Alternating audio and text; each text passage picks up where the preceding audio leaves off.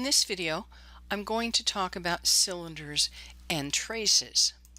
In the past, whenever we've talked about cylinders, we have visualized a specific three-dimensional object that has a circular top and bottom and a lateral side. In the context of describing three-dimensional surfaces that we're going to be working with here, we're going to use a more general description of a cylinder. If I have a curve C that lies in a plane P, and I have a line L that doesn't lie in that plane P, then a cylinder will be the surface that consists of all the lines that are parallel to L and pass through the curve C.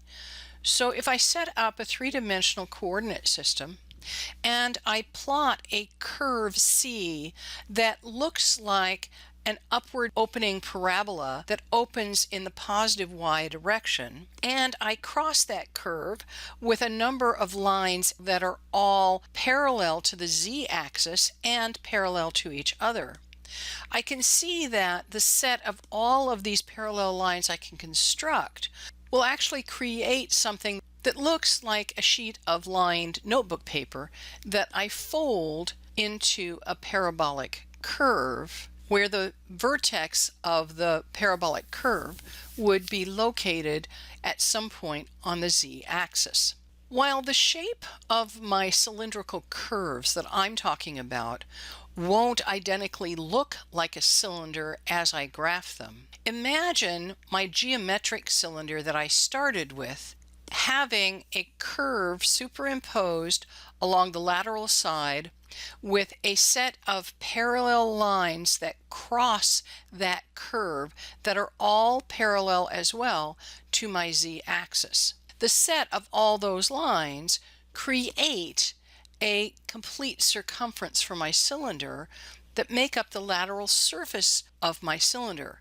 If I were to cut my cylinder down one side and open it up and then rearrange it on my coordinate axes so that the curve is shaped like a parabola with one of my parallel L lines lining up with the z-axis, you can see that I can construct this more parabolic looking surface with the side of the geometric cylinder that I'm already familiar with. Now I want to talk about traces. A trace is a set of points at which a surface intersects a plane that is either parallel to one of the coordinate planes or coincides with one of the coordinate planes. The traces that lie in the coordinate planes are called the xy trace, the xz trace, and the yz trace. Traces can make graphing these surfaces easier. If I graph a three-dimensional solid object and I construct a set of traces that might result if I were to cut slices into my object by taking planes parallel to each coordinate plane and keep on slicing it, you can see that one slice would coincide with the xz plane, and I would call that my xz trace. But there would be other traces that are parallel to this trace as I proceed from negative y to positive y. I would also have a trace that lies in the xy plane, and I would call this my xy trace, but I could also construct traces that are parallel to it by taking slices from negative z to z in my shape. There's also going to be a trace that lies in the yz plane, and I will call that my yz trace. Then I construct additional traces parallel to the coordinate traces in all directions to help me construct my surface or object. Of course, the existence of these coordinate traces will require that the coordinate planes are contained within my surface or object at some point. It is possible that one or more of the coordinate traces do not exist for a given cylinder. The graph that you see in this particular slide was graphed in Mathematica. Let's work an example. Given the cylinder in R3 space that is described by the equation x squared plus 4y squared is equal to 4, I want to identify the coordinate axis to which the cylinder is parallel and sketch the cylinder. I'm going to divide my equation by 4, which gives me a trace that lies in the xy plane, and I call that my xy trace, and this trace describes an ellipse centered at the origin. The equation explicitly for this ellipse would look like x squared over 4 plus y squared over 1 is equal to 1. I set up my coordinate axes and I sketch my xy trace, which is an ellipse with a major axis along the x-axis and a minor axis along the y-axis. This ellipse is centered at the origin of my system. Now I'm going to construct a set of parallel ellipses that can be connected by a set of lines parallel to the z-axis. So I'll put in another ellipse and as many as I need. But now I'm going to construct a series of parallel lines that intersect all 3 of my ellipses, and these parallel lines will form my cylinder in my XYZ space. The cylinder is the set of all of these lines L, and they aren't in the XY plane. They pass through the curve x squared plus 4y squared is equal to 4. The set of all these lines are parallel to the z-axis, so the cylinder will be parallel to the z-axis as well. The cylinder you see graphed here was graphed in GeoGebra 3D. Let's work another example. If I'm given the cylinder in R3 space that's described by the equation x minus 1 over y is equal to 0, I want to identify the coordinate axis to which the cylinder is parallel and sketch the cylinder. This equation describes a hyperbola with 2 distinct xy traces.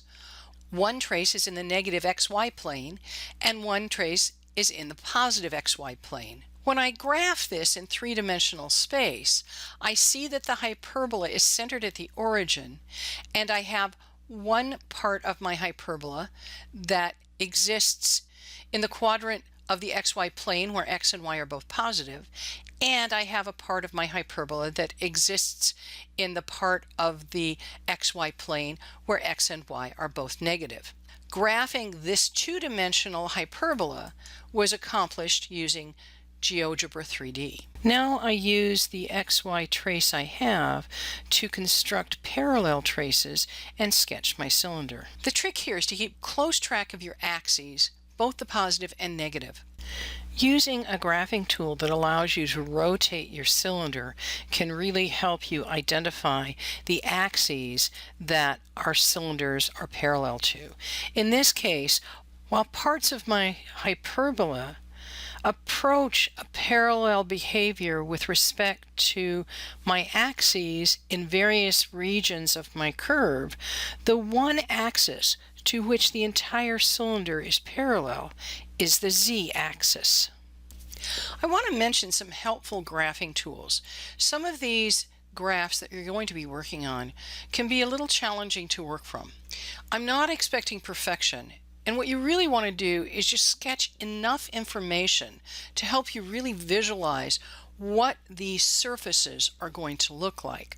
That said, there are some great tools to help you validate your thinking.